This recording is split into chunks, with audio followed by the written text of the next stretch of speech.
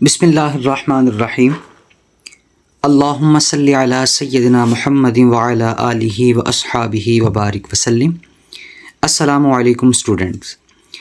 आज हमारे पास है exercise 3.4 question number 1।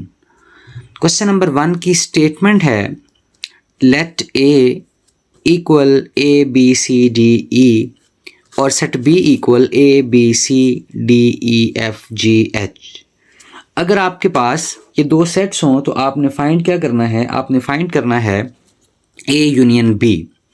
Student set A और सेट बी का हमने यूनियन निकालना है। तो मेरे पास जो मौजूद है ए यूनियन बी, उसमें मैं ए सेट लिख लेता हूँ A B C D E, और फिर इधर मैं बी सेट जो है वो लिख लेता हूँ A B C D E F G H. Union का मतलब आपको पता है कि यूनियन में आप दोनों सेट्स को लिखते हैं। बस इस चीज़ का ख्याल रखते हैं कि कोई भी चीज़ दो बार ना आए। तो मैं ये दोनों सेट्स के जो एलिमेंट हैं इस सेट में लिख दूंगा, क्योंकि ए दोनों में मौजूद है तो मैं सिंगल टाइम इसको लिखूंगा। तो इसी तरह बी सी डी ई और इधर से फिर एफ जी एच। तो ये मेरे पास इसका आ गया ए यूनियन बी का आंसर। आए अब हम चलते हैं इसके सेकंड पार्ट की तरफ। सेकंड पार्ट में मेरे पास है ए इंटरसेक्शन बी।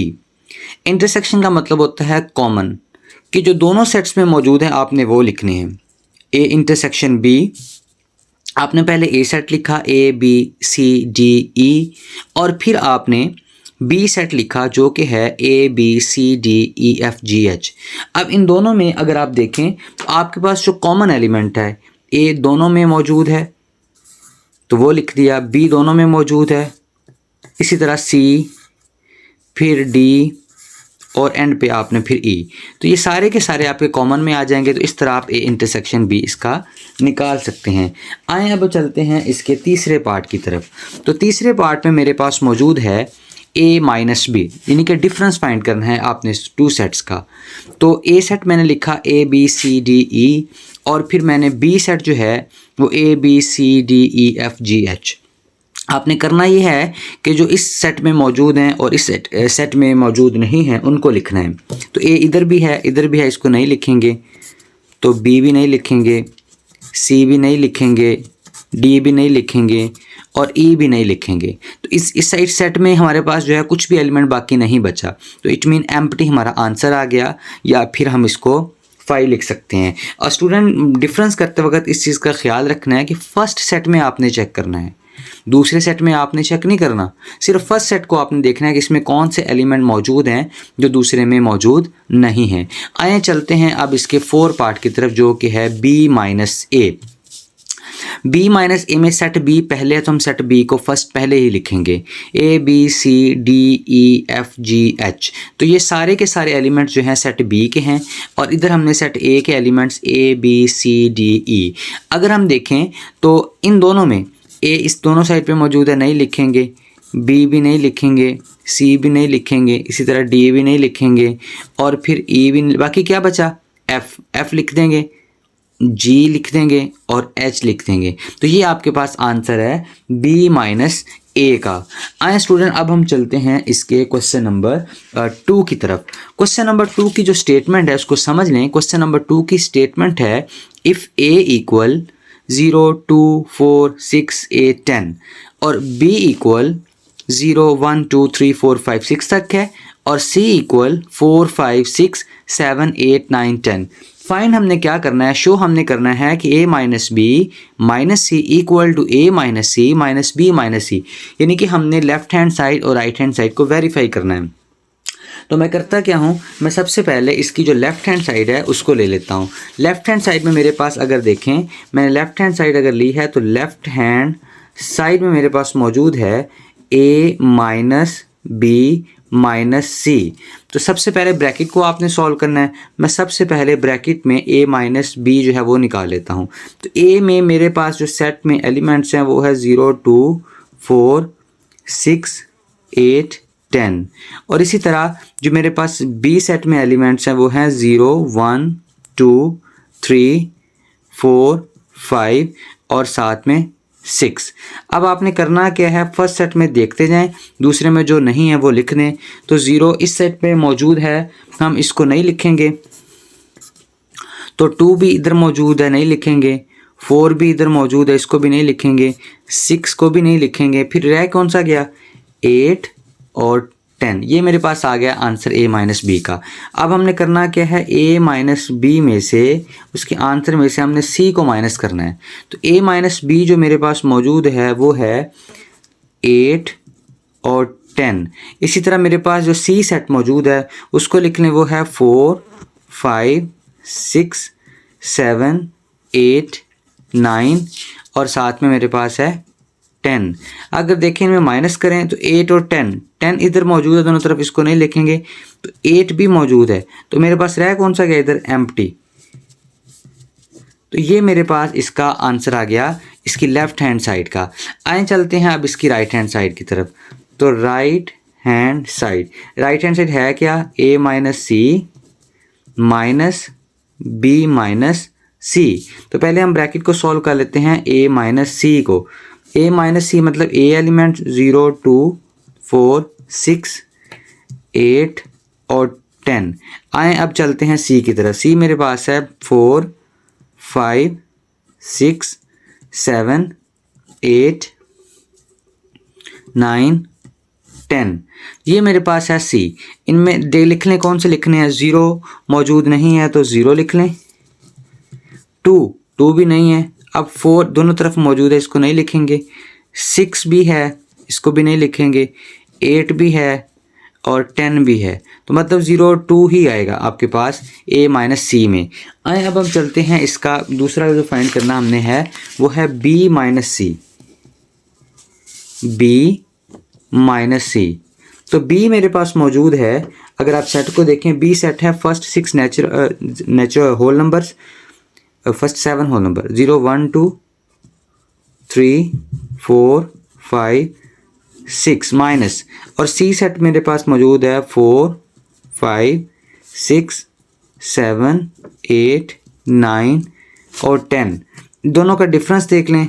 दोनों के डिफरेंस में देखें, फर्स्ट सेट में जो मौजूद हैं 0 है, 1 है, 2 है, 3 है, 4 5 6, तो ये नहीं लिखेंगे तो ये आ जाएगा हमारे पास। अब हमने करना क्या है? अब हमने करना ये था कि हमने A माइनस सी जो आपके पास था उसमें से हमने B माइनस सी को माइनस करना था। A माइनस सी मेरे पास क्या था? अगर आप देखें तो A माइनस सी का आंसर था 0 2।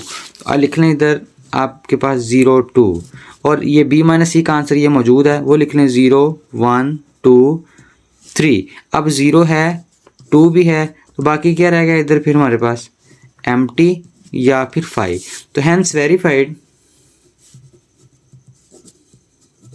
क्या वेरीफाइड हुआ कि हमारे पास जो लेफ्ट हैंड साइड थी A minus B minus C equal to A minus C minus B minus C. तो हमने यही चीज़ वेरीफाई करनी थी कि दोनों के जो लेफ्ट हैंड साइड और राइट हैंड साइड के आंसर्स हैं वो इक्वल हैं। नेक्स्ट हमारे पास है क्वेश्चन नंबर 3। क्वेश्चन नंबर 3 की स्टेटमेंट है, draw the Venn diagrams for each of these combinations of sets A, B and C। Student questions की जो स्टेटमेंट है, आपने वेन डायग्राम ड्रॉ करनी है for the set A, B and C। तो ये हमारे पास इसका फर्स्ट पार्ट है A intersection B union C। Student पहली तो बात है कि इसमें हमें सेट गिवन नहीं है, तो आपने जो A, B, C सेट लेने हैं वो कौन से सेट लेने हैं? आपने जब भी इस तरह का क्वेश्चन आए तो आपने सेट A, सेट B और सेट C को आपने ओवरलैपिंग सेट कंसीडर करना है, और उस हिसाब से फिर आपने इसकी वेन डायग्राम को ड्रॉ करना है। अब हमने विदाउट सेट्स जो हैं उनके एलिमेंट्स के बगैर इनको आपने प्रूव करने, वेन डायग्राम इसकी ड्रॉ करनी है। तो मैं तीनों सेट्स को जो है वो ओवरलैपिंग सेट कंसीडर करते हुए इनकी वेन डायग्राम जो है वो ड्रॉ करूँगा। तो सबसे पहले मैंने एक रेक्टेंगल ड्रॉ करनी है।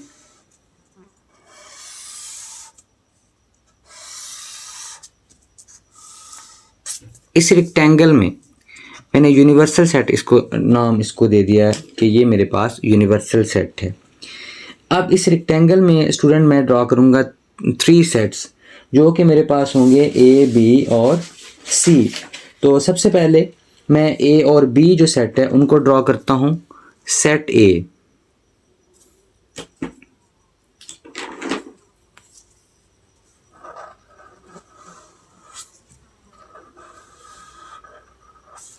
ये मेरे पास है सेट ए। और इसके बाद मैं ड्रॉ करूंगा सेट बी।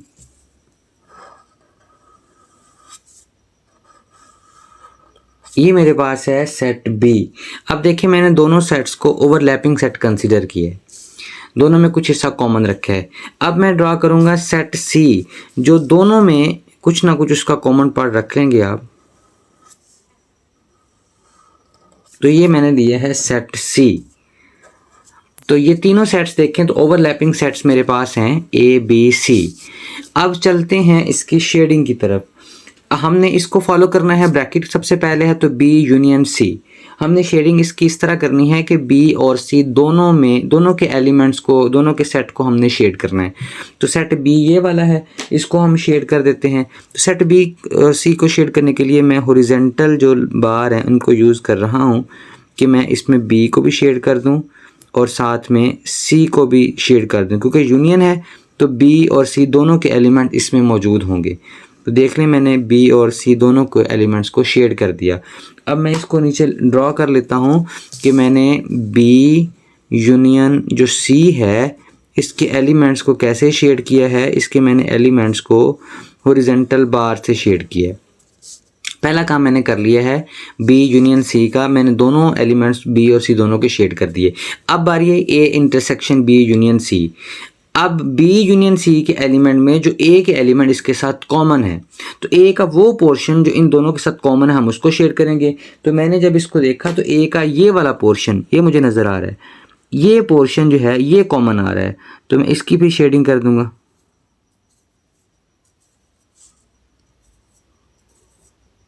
ये हिस्सा इसका क्या आ रहा है, कॉमन पार्ट में आ रहा है। तो इसमें बॉक्स मेरे पास बन चुके हैं, तो मैं इसको फिर क्या करूँगा कि मैं लिखूँगा कि मेरे पास A intersection B union C में जो मेरे पास शेडिंग आई है वो कुछ इस तरह है कि मेरे पास हॉरिजॉन्टल बार भी है और मेरे पास इनके साथ वर्टिकल बार भी इनके मौजूद हैं। तो ये मेरे पास एक डायग्राम होगी A intersection B union C के लिए। आए अब हम चलते हैं इसके सेकंड पार्ट की तरफ। तो सेकंड पार्ट में मेरे पास मौजूद है A intersection B intersection C. इसमें आपकी बुक में करेक्शन है तो इसमें करेक्शन आप कर लें। बुक में आपके पास इस तरह मौजूद है, बट आपने इसमें थोड़ी सी ब्रैकेट यूज़ कर लेनी है ए इंटरसेक्शन बी के और फिर इंटरसेक्शन सी। तो ये आपके पास एसोसिएटिव प्रॉपर्टी है, उसका एक लेफ्ट हैंड साइड है, तो इसमें करेक्शन कर लें बुक पे। तो ये इस तरह है, इस तरह नहीं है। आइए इसकी वेन डायग्राम को ड्रॉ करते हैं। सबसे पहले हम उसी तरह एक जो है रेक्टेंगल ड्रॉ करेंगे। रेक्टेंगल मेरे पास अगर देखें तो मैं इसकी रेक्टेंगल जो है वो ड्रॉ कर लेता हूँ।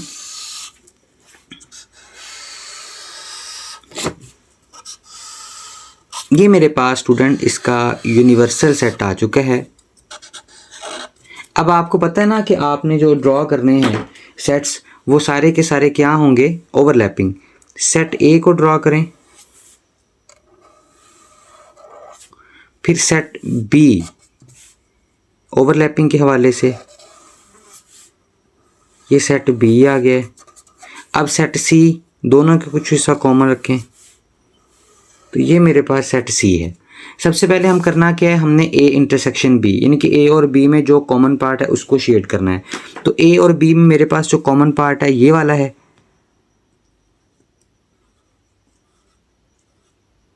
ये कॉमन पार्ट है।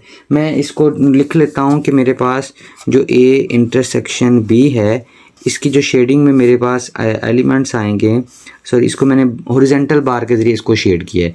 अब हमने करना क्या है, हमने शेडिंग करनी है ए इंटरसेक्शन बी का जो आंसर है उसकी शेडिंग करनी है हमने सी के साथ। तो अब सी के साथ जो common part A intersection B का है वो ये वाला कॉमन पार्ट है, ये वाला। तो इट मीन कि मेरे पास जो आएगा A intersection B intersection C, इसकी जो शेडिंग में मेरे पास अगर सॉरी इसमें शेडिंग में मेरे पास जो चीज़ें आई हैं, एक तो ये हॉरिजॉन्टल ये वाली, और साथ में इसके ऊपर कौन सा है, ये वर्टिकल बार वाला हिस्सा। ये हिस्सा मेरे पास आया है A intersection B intersection C में। तो ये मेरे पास था result A intersection B intersection C का। आए स्टूडेंट, अब हम चलते हैं इसके तीसरे पार्ट की तरफ, जो कि थोड़ा सा यूनिक है। उसमें इस पार्ट में मेरे पास मौजूद है A minus B union A minus C union B minus C. Student, इसके लिए भी हम उसी तरह वेन डायग्राम को ड्रॉ करेंगे। तो मैं सबसे पहले वेन डायग्राम को ड्रॉ करता हूँ। तो मेरे पास ये जो यूनिवर्सल सेट है इसको ड्रॉ करें।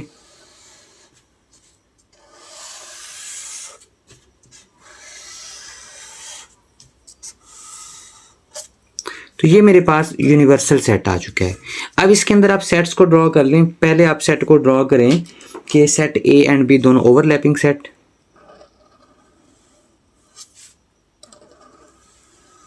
ये सेट ए है,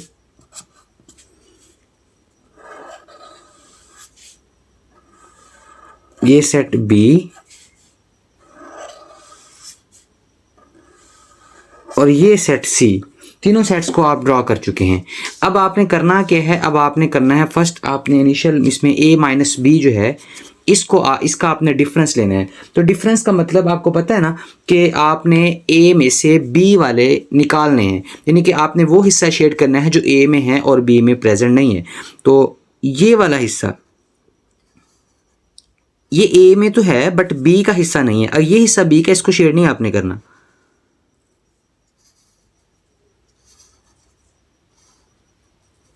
ठीक है, a माइनस बी ये मेरे पास आ चुका है। तो मैं लिख लूँ नीचे a माइनस बी की जो मैंने शेडिंग की है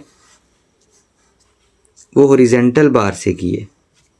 पहला मैंने कर लिया a माइनस बी। अब बात आ गई a माइनस सी की। तो a माइनस सी में शेडिंग मैं अब करने जा रहा हूँ कि a में से c वालों को c वाले को आपने निकाल देना है। इसके लिए मैं वर्टिकल बार यूज़ करता हूँ। अब मैं c वाला हिस्सा निकालूंगा।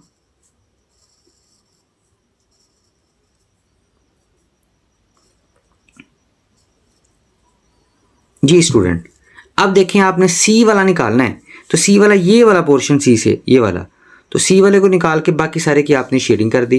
तो अब मैं लिखूंगा क्या कि ए माइनस सी में जो मैंने शेडिंग की है वो मैंने वर्टिकल बार की है। तो दो चीज़ें मैंने फाइंड कर ली हैं। अब तीसरी बात मैं करूँगा b माइनस सी। तो दो ये भी फाइंड आपने कर लिया है। अब तीसरी है b माइनस सी। तो b में से आप c वाला हिस्सा निकालेंगे। तो ये वाला b है, तो c वाला आपने निकाल देना इसमें से।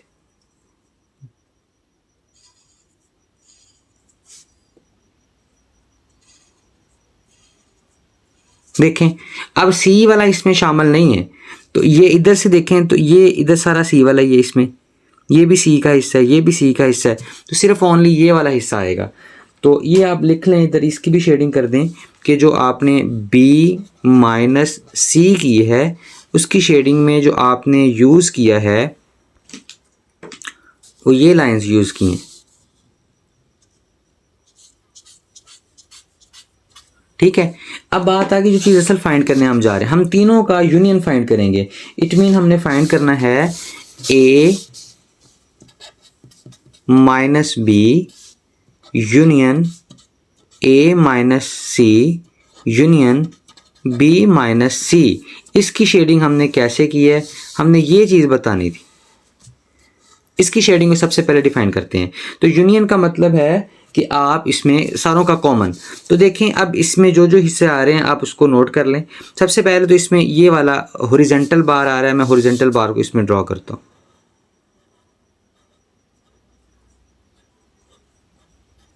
ठीक है, अब दूसरे के बाद अब इसमें ये वाला हिस्सा आ रहा है, तो मैं इसको भी शेड करता हूँ कि ये हिस्सा भी इसमें मेंशन करता हूँ कि इसमें ये वाला जो हिस्सा मेरे पास है, इट मीन ब्लैक और वाइट, ब्लैक और ब्लू।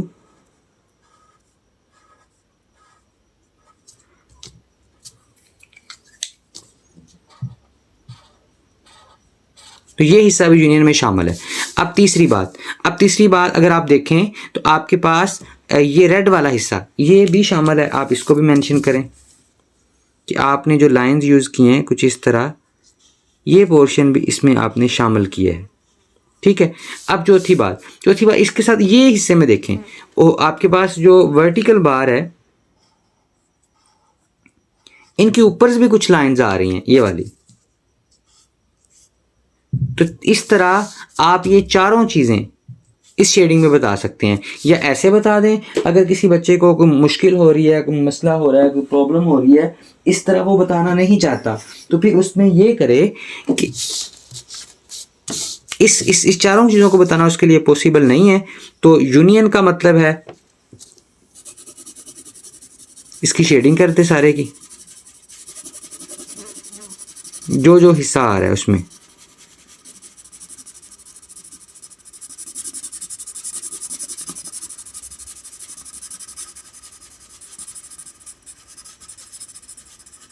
ये उनके लिए अगर प्रॉब्लम हो रही है आपको कि आप इसमें मैं नहीं आइडेंटिफाई कर रहे इन चारों साइंस को, तो ये हिस्सा मैंने शेड कर दिया। अब आप करें क्या, एक रेक्टेंगल ड्रॉ करें। रेक्टेंगल ड्रॉ करने के बाद इस रेक्टेंगल को आप क्या करें, शेड, कि आपने जो शेडिंग वाला पोर्शन है ये आपने लेट से किया है, ये सारे का सारा उसमें आपके पास क्या आ रहा है, ये हिस्सा उस पोर्शन में शामिल है। तो इस तरह आप इस तरह आप इसको आइडेंटिफाई कर सकते हैं कि आपके पास कौन सा हिस्सा है, कौन सा शेड आपने वेन डायग्राम के जरिए इसको ड्रॉ कर सकते हैं। तो ये था स्टूडेंट आज का हमारा क्वेश्चन।